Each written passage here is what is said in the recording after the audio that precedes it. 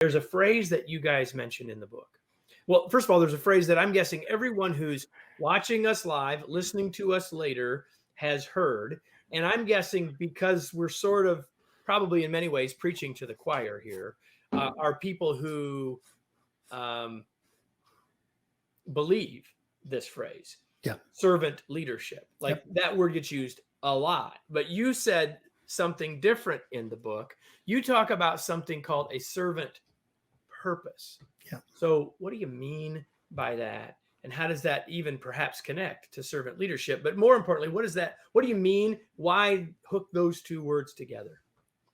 Well, Chris, you should have taken this question, but let me, because it's your phrase, and I fell in love with it 7 years ago. I fell in love with this because we had heard from Ken Blanchard on down the phrase servant leadership for some time, and frankly, it hasn't stuck as well as Ken Blanchard and crew might have hoped it would. And Chris's when I asked Chris about this, he basically said, look, we can be servant leaders and we will improve the culture and the dynamics, the climate. What does it feel like to work here? Do I want to get out of that car and drudge to the front door every morning, or do I actually like have a little spring in my step as I open the front door? And that's what servant purpose does for us. It allows us to focus on something other than the task, something other than making money.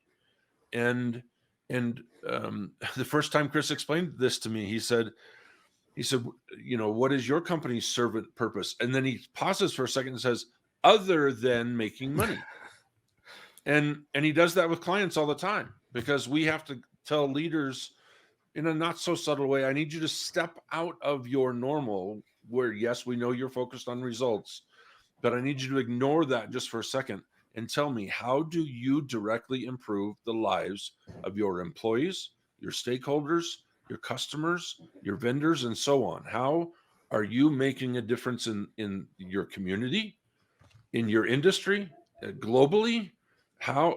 What are you doing to contribute to the world's success?